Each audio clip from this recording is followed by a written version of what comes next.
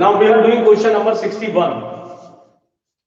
Once again, question number 61, because it includes all the aspect of issue of shares which can be comes in a different question. So देखें जरा model limited, जैसे कि आपको आज हम cover करने वाले हैं इसमें calculation as well as accounting. तो सबसे पहले बात करते हैं, सवाल पढ़ते हैं। Model limited issued a prospectus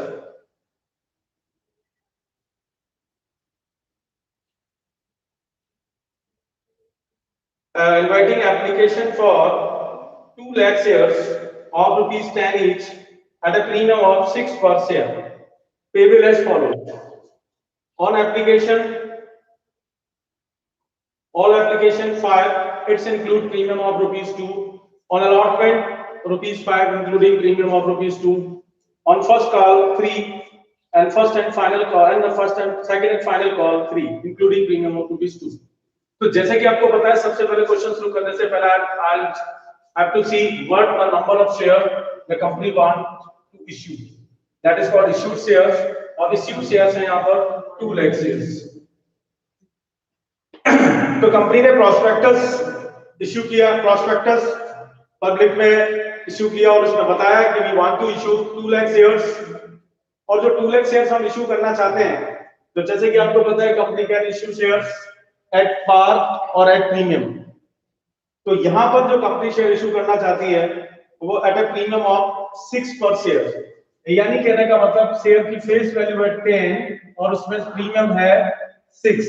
यानी if you wanted to purchase 1 share of this company then you have to spend rupees 16, then you have to spend rupees 16. This is the total net value that you have to spend for a share. ये prospectus में written है और उन्होंने पहले से decided कर दिया कि भाई we wanted to issue 2 lakh shares. Now in response to the issued share, public starting applying, and when IPO closed, then total number of application bar, and this is called subscribed, that was 2,60,000. So as you know very well, क्या ऐसा हो सकता है कि company को पहले उन्होंने declare कर दिया कि 2 लाख शेयर इश्यू करना चाहते हैं और अब वो शेयर एप्लीकेशन आ गए 2,60,000, तो क्या 2,60,000 शेयर इश्यू हो पाएंगे? नहीं।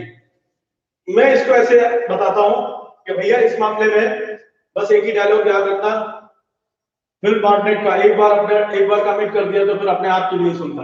तो कंपनी ने एक बार डिसाइड कर दिया issue 2 lakh, then it can not issue more than 2 lakh. और इसका लीगल वैल्यू ये है कि company operate on the basis of memorandum of article of association, और एक बार जस्ट डिसाइडेड हो गया कि 2 लाख शेयर, तो उससे ज्यादा शेयर नहीं इशू कर सकते। तो हम कहते हैं कि एक और कैटेगरी निकाले यहाँ पर, that is called final issue. तो अभी आपने बताया कि company can not issue more than 2 lakh, तो यहाँ पर फाइनली इश्यूड आएगा which ever is less. Which ever is less का मतलब है इश्यूड 2 लाख, सब्सक्राइब 2,60,000, इन दोनों में कम कौन सा है? 2 लाख।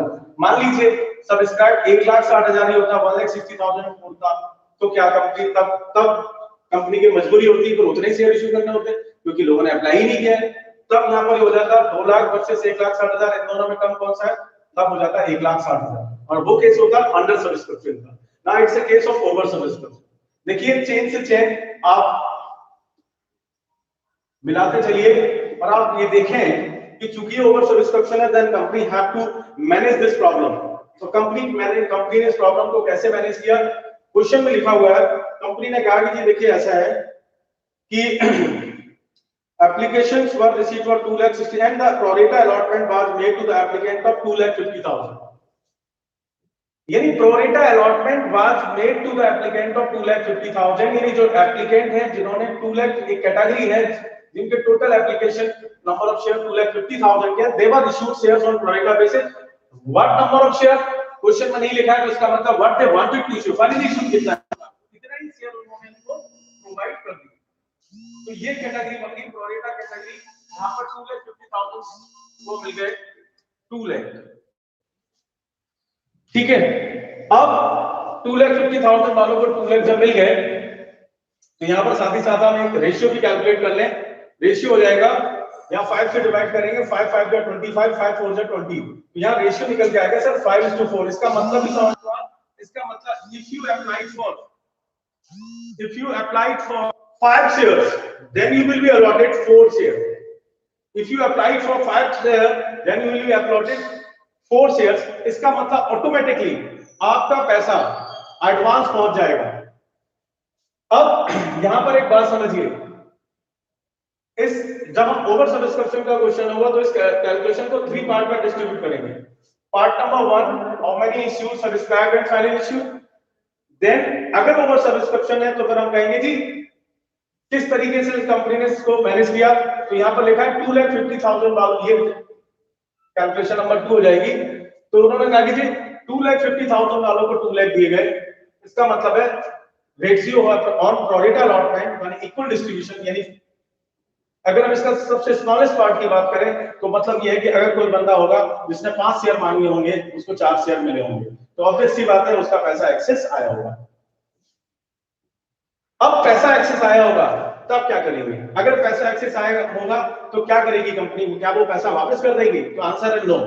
बिना पूछे बिना बताए the company have the privilege to retain this money for amount required in allotment. तो इसलिए हम यहाँ पर चेक करके चलते हैं कि कितना मैक्सिमम कंपनी जो एक्सेस पैसा आया अलॉटमेंट के लिए कितना रोक सकती है। तो देखते हैं अलॉटमेंट का रेट क्या था, इससे पहले देख लेते हैं अलॉटमेंट का रेट। तो अलॉटमेंट का जो यहाँ पर देखिएगा एप्लीकेशन, अलॉटमेंट, फर्स्ट कॉल और second and final call.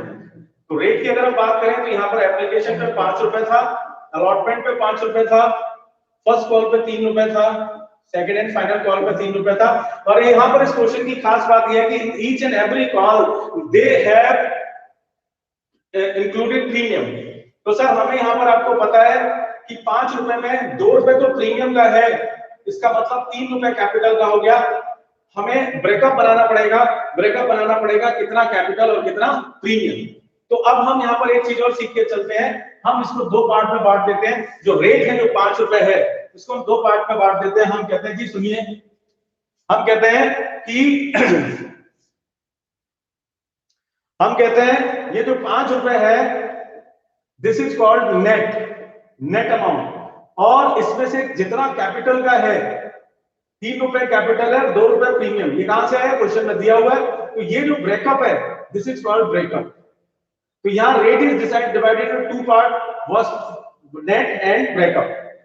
Her call में देखिए आपके 2 रेट है, नेट है एप्लीकेशन का नेट है 5, अलॉटमेंट का नेट है 5, और यहाँ भी 2 रुपए प्रीमियम है। तो यहाँ इसका ब्रेकअप हो गया 3 + 2। यहाँ पर 1 रुपए प्रीमियम है, तो जाहिर सी बात है 3 रुपए में 1 रुपए प्रीमियम है, तो कैपिटल का कितना हुआ? 2 रुपए। यहाँ भी 1 रुपए प्रीमियम है, तो यहाँ पर भी कैपिटल का कितना हुआ? 2। तो अभी हम बात कर रहे थे अपनी चर्चा जारी रखते हुए कि यहाँ पर जो प्रोरेटा पे शेयर इशू किए हैं तो इनका ऑब्वियस सी बात है पैसा एक्सेस आएगा। अब जितना पैसा एक्सेस आएगा क्या वो वापस कर दिया जाएगा?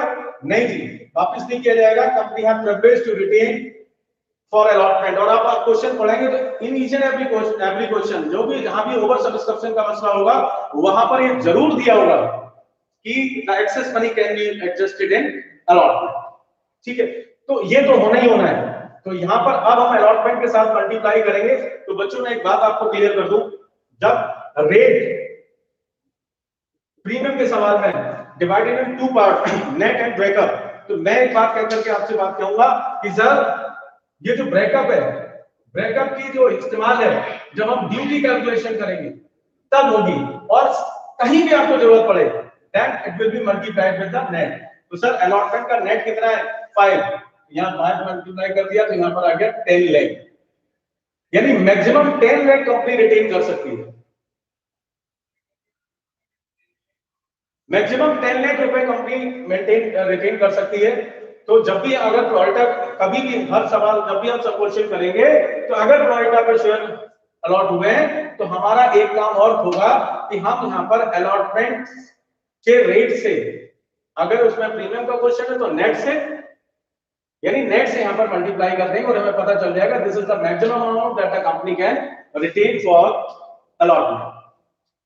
चलिए, लेकिन we can not proceed further जब तक हमारे सारे एप्लीकेशन है उनका हम हिसाब किताब ना दे पाए।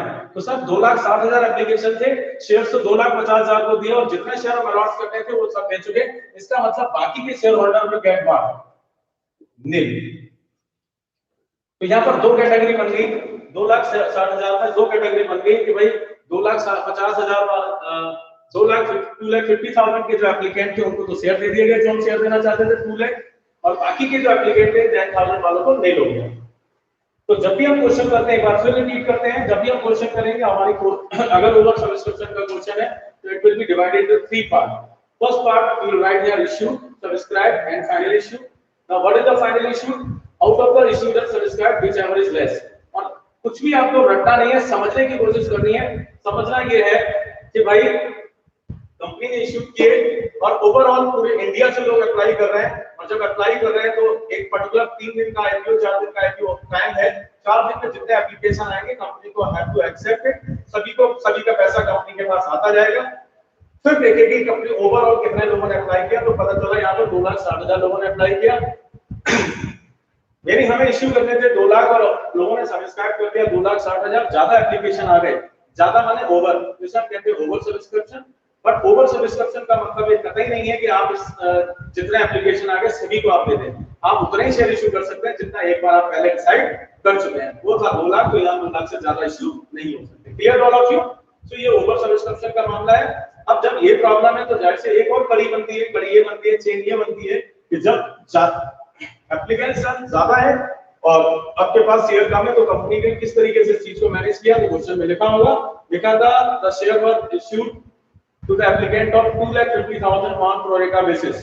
मतलब 2,50,000 के जो एप्लीकेंट थे उनको दो शेयर्स दिए गए। ये नहीं बोला कितने शेयर दिए गए, तो आपको जितने से आपके यहाँ क्वेश्चन में कितने मैक्सिमम शेयर इश्यू हो सकते हैं 2 लाख, तो इसका मतलब 2,50,000 वालों को 2 लाख शेयर्स दे दिए गए।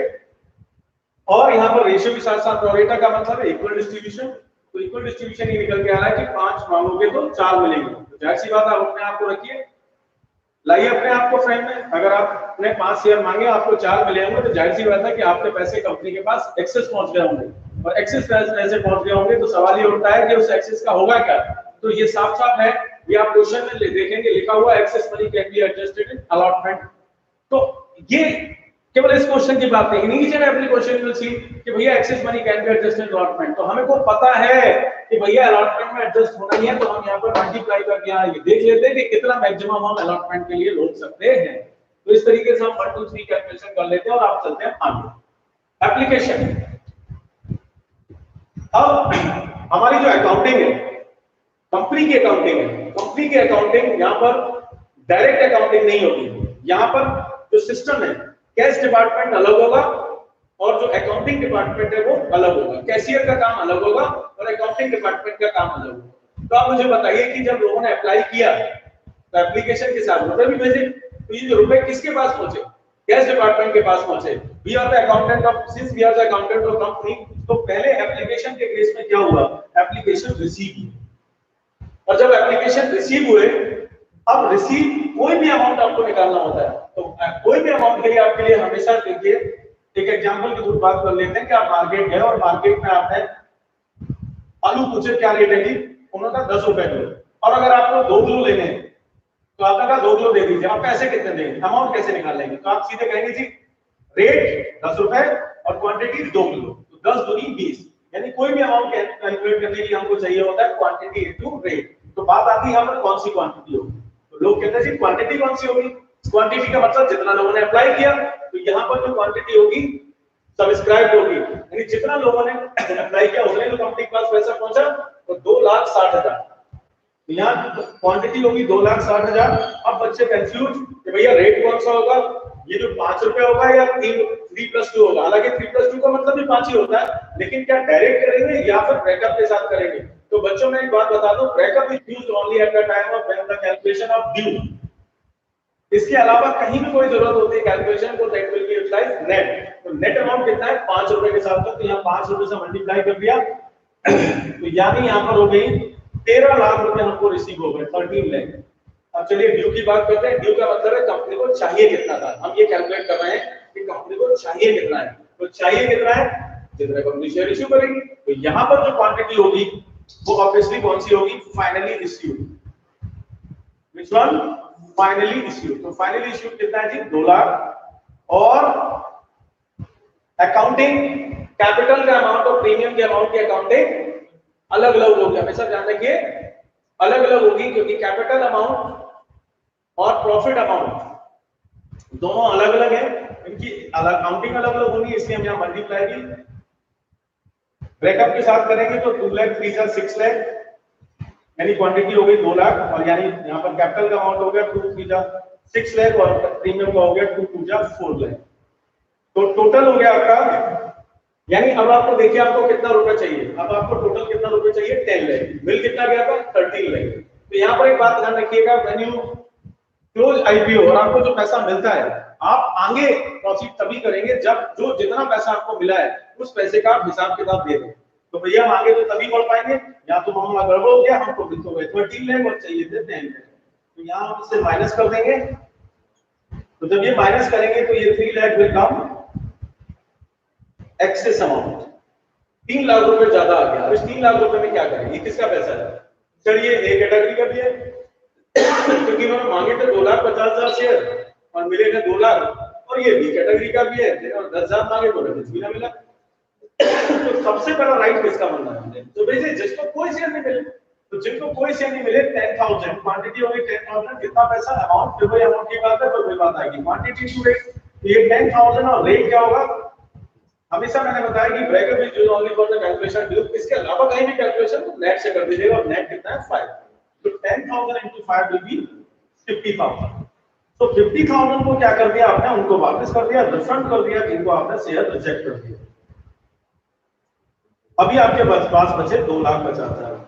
बच्चों अगर आप क्वेश्चन के साथ इन्वॉल्व है, प्रैक्टिकली सोच रहे हैं, तो आप बताइए पैसा किसका है? जाहिर सी बात है ये पैसा एक कैटेगरी ए का है, उन्होंने 2,50,000 के लिए अप्लाई किया तो उनको 2 लाख शेयर्स मिले थे। और आप इसको क्रॉस चेक भी कर सकते हैं, सर हमने 2,50,000 पे अप्लाई किया तो आपको मिले कितने? 2 लाख। यानी जो नहीं मिले वही उसी का अगेंस्ट में पैसा एक्सेस होगा। तो कितने नहीं मिले? 50,000 शेयर, और वही कैलकुलेशन नेट 50,000 into 5 यानी 2,50,000। ये जो एक्सेस पैसा है इन्हीं का है, और ये क्रॉस चेक भी होगा। क्या ये वापस होगा? मैं बार-बार कह रहा हूं, क्या ये वापस होगा? नहीं, company will retain for the allotment. यही इसीलिए हम यहाँ पर कैलकुलेट करके रखते हैं कि भाई कितना रिटेन कर सकते हो अलॉटमेंट में। बोले जी 10 लाख। 10 लाख में से यहाँ पर कितने हैं? 10 लाख, और यहाँ पर आपके पास है 10 लाख तक रोक सकते हैं, और है ये कितना? 2,50,000 का। इसलिए पूरा 2,50,000 रोक लेंगे। और अगर हम रूल बनाने की बात करें तो इसे कहेंगे which ever is less, this amount और this amount, which ever is less. So 10 lakh versus 5 lakh, which ever is 5 lakh. तो ये पैसा चला गया आपका अलॉटमेंट में, और ये आपका हिसाब किताब क्लियर हो गया कि साहब टोटल 13 लाख हुए थे, जिसमें 10 लाख की तो आपको जरूरत थी, बाकी 3 लाख एक्सेस थे, जिसमें हमने 50,000 रिफंड कर दिए उनको जिनको हमने कोई शेयर्स नहीं दिए थे, और बाकी जो 2,50,000 थे वो प्रोरेटा वालों के थे, तो हमने वो दिए फॉर अलॉटमेंट। या मैं एक चीज और कर दूं कि मान लीजिए इसको उल्टा कर दें, यहाँ आपके पास एक्सेस 2.5 लाख की जगह 10 लाख होते और यहाँ पर ये 2.5 लाख होता, तो भी यानी आपके पास मैक्सिमम आप 2.5 लाख रोक सकते हो, और आपके पास है 10 लाख, तो क्या 10 लाख तो नहीं रोक लेंगे? केवल किसके लिए रोकेंगे? अलॉटमेंट के लिए। तो फिर उस केस में भी 2.5 लाख ही आएंगे, यानी विच एवर इज लेस। ये हो गई आपकी एप्लीकेशन की कैलकुलेशन। अब चलते हैं अलॉटमेंट की तरफ। अलॉटमेंट में फिर पहले हम क्या करेंगे? ड्यू। अब देखिए, अब एक बार आपके शेयर होल्डर्स कितने लोग जुड़ गए हैं? देख लीजिए कितने लोग जुड़ गए हैं। सभी लोग जुड़े हुए हैं, साथ ही साथ सब्सक्राइब भी कर लीजिएगा। और आपके जो डाउट्स हैं वो डाउट्स आप अपने कमेंट सेक्शन में जरूर बताते रहें, और ये बताते रहें कि कैसा समझ में आ रहा है या नहीं आ रहा है। तो कितने लोग इंक्लूडेड अभी? ओनली 10, बाकी का है?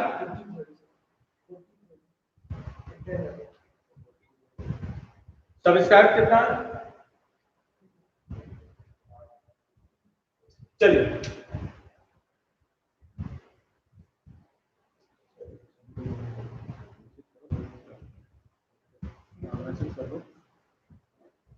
इसके बाद अलॉटमेंट का कैलकुलेशन की बात आएगी। अब यहाँ मामला थोड़ा सा दूसरा होगा। एप्लीकेशन में पहले रिसीव हुआ था, फिर ड्यू हुआ था, इसका लॉजिक मैंने आपको बता दिया। अभी जो आपके शेयर होल्डर है, अब ये आपके आइडेंटिफाई हो गए अभी किसको देना किसको नहीं देना। तो अब कंपनी जो लेटर इश्यू करेगी उन्हीं को करेगी। अब कंपनी लेटर इश्यू करेगी, कि आइडेंटिफाई हो चुके हैं, लेटर इश्यू करेगी और कहेगी भैया आप अलॉटमेंट के लिए इतना पैसा मुझे और भेज दो, तो उन्हीं को भेजेगी जितने शेयर्स इश्यू है। और सीधी सी बात है, अब पहले कंपनी पैसा मांगेगी, यानी ड्यू पहले होगा और बाद में होगा रिसीव। तो ड्यू मैं आपको मैं फिर दोबारा से रिपीट कर दूं, या साथ में लिखता भी जा रहा हूं, due will be always based on final issue. जितना आपको इश्यू करना था उसी पर उतना ही तो पैसा मांगेंगे। तो आपको इश्यू करना था 2 लाख, तो 2 लाख रुपीस 2 लाख इश्यू करना था, और यहाँ पर जो कैलकुलेशन होगी, यानी कैलकुलेशन अमाउंट निकालने के लिए क्वांटिटी एंड रेट, तो क्वांटिटी हो जाएगी फाइनल इश्यू और रेट तो हो जाएगा आपका ब्रेकअप, यानी कितना चाहिए अलग अलग कैलकुलेट कर लें। P+2, तो ये कैपिटल का हो गया 6 लाख और प्रीमियम का हो गया 4 लाख। ये कैसे आया जी? 2 लाख 3 जा 6 लाख है, 2 लाख 2 जा 4 लाख। तो टोटल आपको टोटल जो अमाउंट चाहिए वो कितना चाहिए? 10 लाख। अब देखिए हमारी जो रिसीप्ट की कैलकुलेशन है यहां से स्विच होगी, यहां हम दूसरा लॉजिक लाएंगे, इनडायरेक्ट लॉजिक। इनडायरेक्ट लॉजिक क्या है कि हम ये नहीं देखेंगे कितने लोगों से मिला, हम ये देखेंगे कि हमें कितना मिलना चाहिए था, हमें कितना पैसा मिलना चाहिए था। टोटल बी पॉजिटिव यहां से निकलेगी, यानी जो रिसीव्ड अमाउंट होगा it will be based on due, यानी अलॉटमेंट का जो अमाउंट है रिसीव्ड, या फर्स्ट कॉल का जो अमाउंट है रिसीव्ड, या फाइनल कॉल का जो अमाउंट है received will be based on received. तो यहाँ पर 10 लाख रुपए आपको टोटल चाहिए कितना था, हम ये मान लेते हैं कि पूरा 10 लाख मिल गया, यानी सब कुछ सही होता तो कितना मिलता? 10 लाख। इसमें से माइनस कर दें जिन्होंने आपको पहले से पैसा दे दिया, received in advance with previous call, received in advance with previous call, यानी इस कॉल का अलॉटमेंट का कितना पैसा आपके पास ऑलरेडी आ चुका है। तो सर कितना पैसा आ चुका है ऑलरेडी? कितना आ चुका है हमारे पास? तो हमारे पास ऑलरेडी आ चुका है, आप देखिए एप्लीकेशन के समय जो एक्सेस पेमेंट आया था कितना आया था? 2,50,000। तो ये 2,50,000 ऑब्वियसली ऑलरेडी पहले आ चुका है। तो क्या लोग पेमेंट जो करेंगे, हमने टोटल लोगों के पास लेटर भेज दिए, भैया 6 लाख कैपिटल का दे दीजिए, 4 लाख प्रीमियम का दे दीजिए। अब लोग जो पेमेंट करेंगे तो जाहिर सी बात है अगर उन्होंने पहले से जो एडवांस दे रखा होगा तो बाद में अपना एडजस्ट करने के बाद ही करेंगे। तो ये 2,50,000 नहीं आएंगे, तो अभी आपके पास कितना आ गया? 7,50,000। अब ये 7,50,000 हमारे पास आ गए, 7,50,000। और यानी अब हम बात करेंगे क्या कोई डिफॉल्टर है। अगर कोई डिफॉल्टर होगा वो पैसे पेमेंट नहीं करेगा, इसे हम कहते हैं कॉल्स इन एरियर। और अगर हम डिफॉल्टर की बात करें तो डिफॉल्टर होते हैं 2 तरीके के, एक होता है पार्शियल डिफॉल्टर और एक होता है फुल डिफॉल्टर। तो हमें ये कैलकुलेशन करने से पहले जरूर ये देखना पड़ेगा कि ये जो डिफॉल्टर है, यानी जो हमारी कॉल्स इन एरियर है, वो पार्शियल डिफॉल्ट है या फिर हमारी फुल डिफॉल्ट है। क्या मतलब हुआ इसका? मतलब ये हुआ कि कॉल्स इन एरियर का मतलब ही is enable to make the payment of allotment. तो पहली बात तो कुछ बच्चे ये कह रहे हैं कि सर जब उसने एडवांस ही दे दिया तो अलॉट डिफॉल्ट होगी कैसे? तो बच्चों में एक बात बता दूं, डिफॉल्ट इसलिए होगी, एडवांस वाले भी दिया है, एडवांस आपने दिया केवल 2,50,000 और टोटल चाहिए कितना था? 10 लाख। तो आज भी अगर जरूरत होगी तो आप पेमेंट तो करेंगे ना। अब सवाल ये उठता है कि पार्शियल डिफॉल्ट है या फुल डिफॉल्ट है।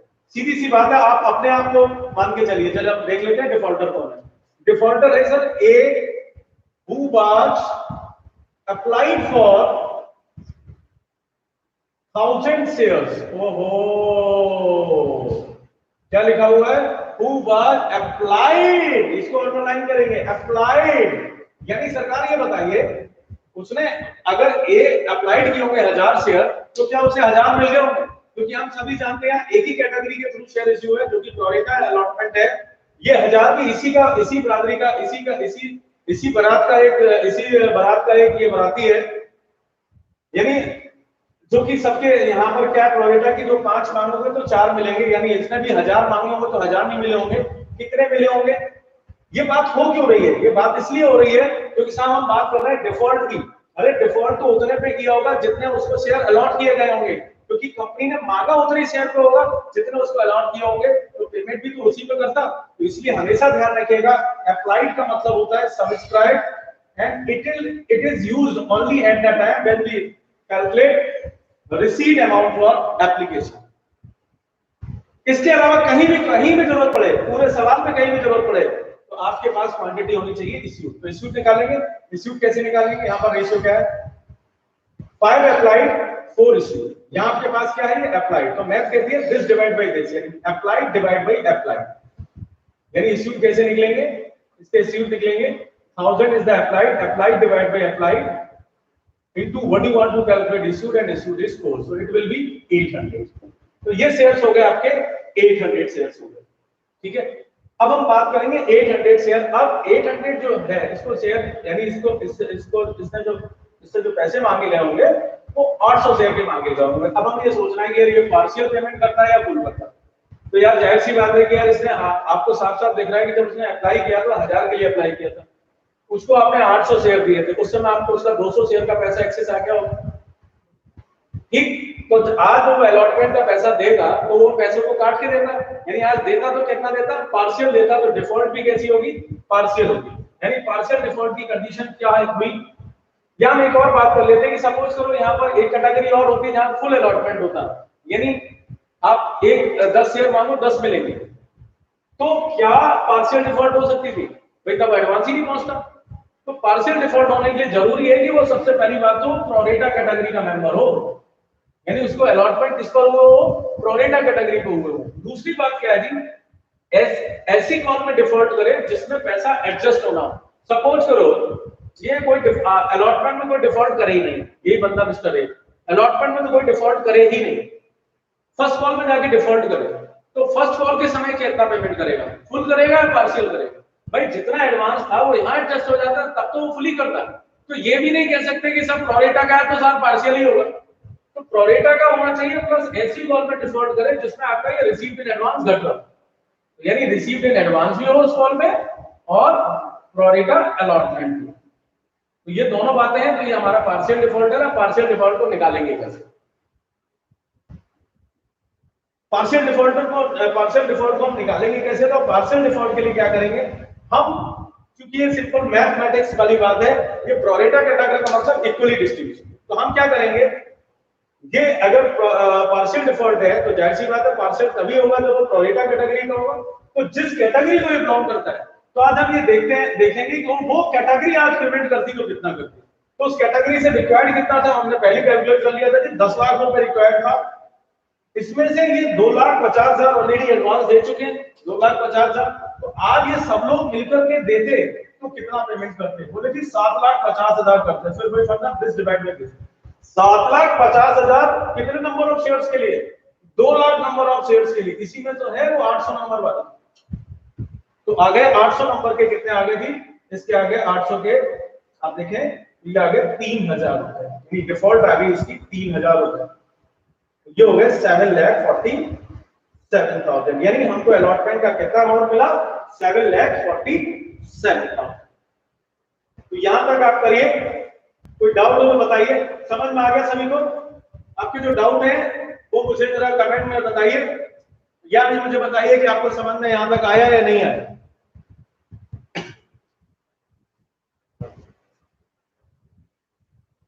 ऑडियो सही आ रहा है, आवाज सही आ रही है हमारी,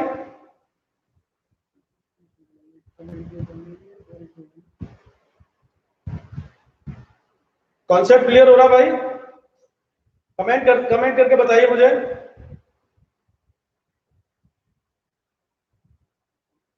क्योंकि आवाज तो आप गा नहीं सकते, तो आप कमेंट ही करिए।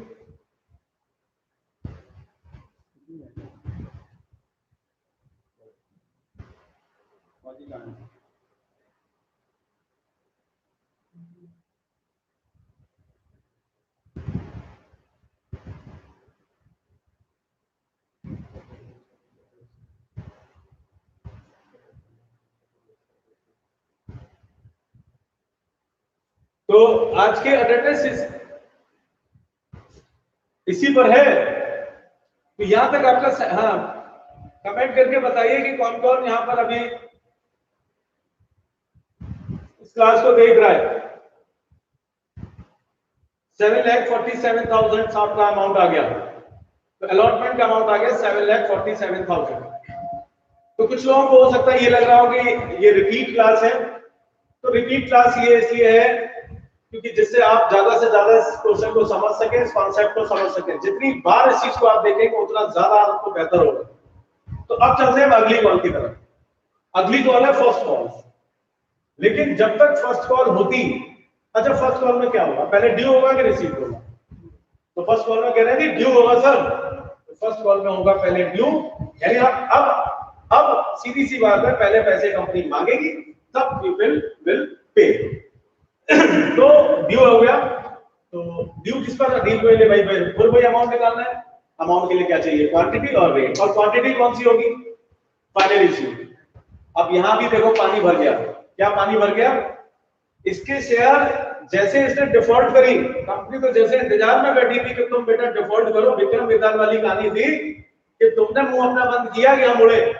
तुमने डिफॉल्ट किया तो हमने तुम्हारे शेयर उड़ा लिए, उड़ गए उनके शेयर, यानी फॉरफीट कर लिए। फॉरफीट मतलब कैंसिलेशन ऑफ द कैपिटल। तो जनाब मुझे आप बताइए कि जिसके शेयर आपने फॉरफीट कर दिए, कैंसिल कर दिए, क्या उनसे आप पैसे मांगोगे? क्या हिम्मत है आपकी? भाई आपने तो संबंध ही खत्म कर दिए। तो जनाब याद रखिएगा, वैसे तो यहाँ क्वांटिटी हमेशा फाइनली इश्यूड होती है, लेकिन यहाँ फाइनली इश्यूड है 2 लाख में से माइनस कर देंगे number of share forfeited, that is 800। तो यानी अब जो हमारा यहाँ से सवाल चलेगा वो चलेगा 1,99,200 से।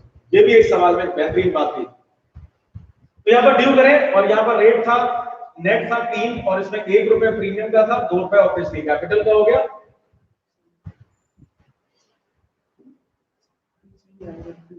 अच्छा यहाँ भी प्रीमियम 2 रुपए।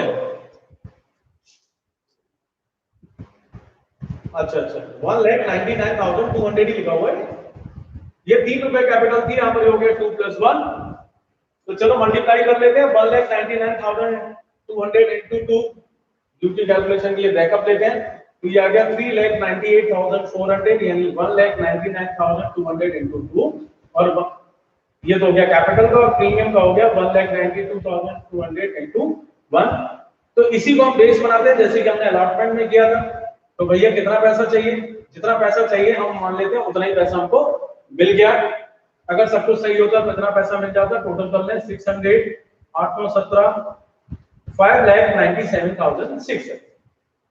फिर वही स्टेप कर देंगे कि received in advance with previous call अगर कोई हो, यानी जिसने पहले से पैसा दे रखा हो तो नहीं देगा तो और माइनस कर दें और कॉल्स इन एरियर माइनस कर दें। तो क्या हो रहा है यहाँ पर ये हो रहा है कि सर 5,97,600 रुपए थे, इसमें से एडवांस टैक्स का कोई आया नहीं, सवाल के साथ जुड़े हैं।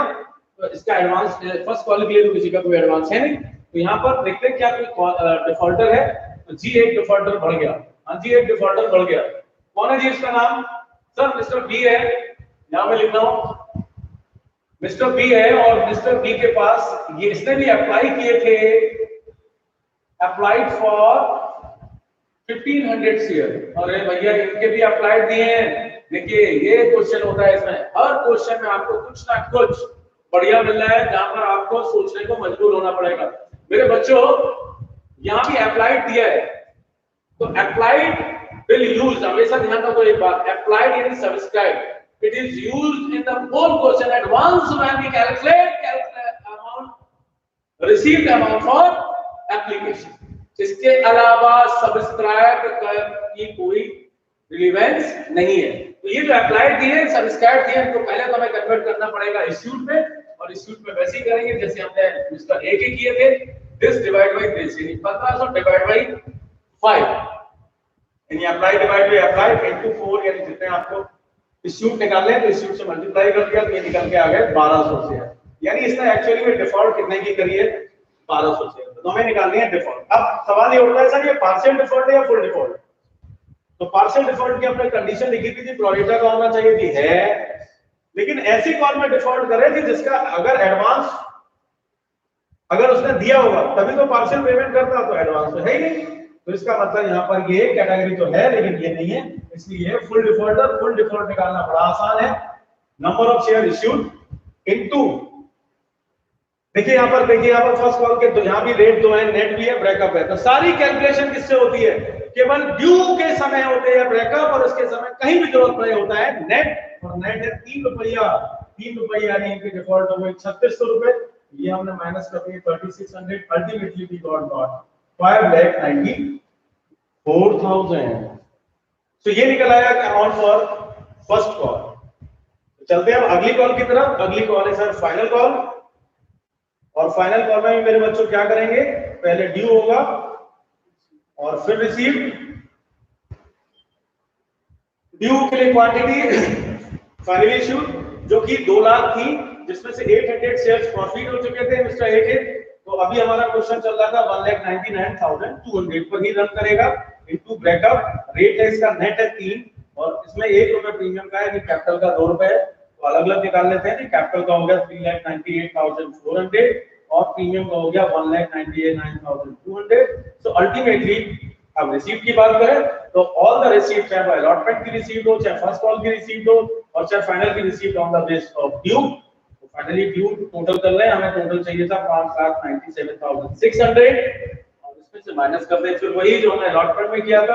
अगर कोई एडवांस आ गया तो वो नहीं मिलेगा, इसलिए वो माइनस कर दें, तो ऐसा कुछ है नहीं। और माइनस करेंगे कॉल्सिंग एरिया। और आपकी कॉल्सिंग एरिया कितनी है सर?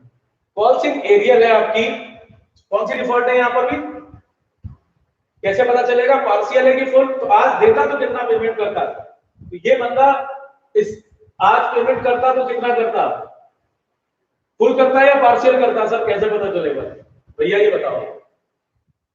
ये प्रोरेटा कैटेगरी का है, यानी आपको दिख भी रहा है कि 1500 मांगे 1200 मिले, तो इसका एडवांस तो था, लेकिन ये एडवांस कहां एडजस्ट हो चुका था? अलॉटमेंट में। कैसे पता चला? क्योंकि इसी में तो माइनस करा। क्या इसमें रिसीप्ट में एडवांस माइनस कर रहे हो? नहीं माइनस कर रहे हो, तो इसमें इस कॉल में किसी का एडवांस है। और जब एडवांस नहीं है तो आज देता तो कितना देता? फुल देता, तो डिफॉल्ट भी क्या हो गई? फुल। और फुल डिफॉल्ट निकालने का तरीका वही है जी। कितने शेयर है आपके पास जी? 1200। और रेट क्या होगा? नेट। और नेट कितना है? 3। क्योंकि ब्रेकअप किसके लिए? ब्रेकअप होता है ओनली ड्यू की कैलकुलेशन के लिए, और इसके अलावा जहां भी जरूरत पड़े then it will be used net. तो ये माइनस कर दिए कॉल्सिंग एरिया, तो साहब आप देखिए ये कॉल्सिंग एरिया माइनस हो गया, तो आपका बचा 5,94,000। ये आ गया आपका रिसीप्ट। तो आज आपने देखी कैलकुलेशन पार्ट, और if you wanted to see accounting part तो आप कल हम मिलेंगे आपको after 24 hour on same time same channel. Channel का नाम ध्यान रखिएगा, accounting for all. Accounting for all channel पे हम कल फिर मिलते हैं। तब तक के लिए टिल देन जय हिंद, जय भारत, जय माता की। Thank you very much. और कमेंट करके जरूर बताएं, और जिन्होंने सब्सक्राइब नहीं किया जरूर सब्सक्राइब कर लें, और कमेंट करके बताएं कि कैसा लगा आपको चैनल, और जिससे कि आपके लिए और बेहतर से बेहतर कंटेंट इस चैनल पर डाल सकूं। Thank you very much.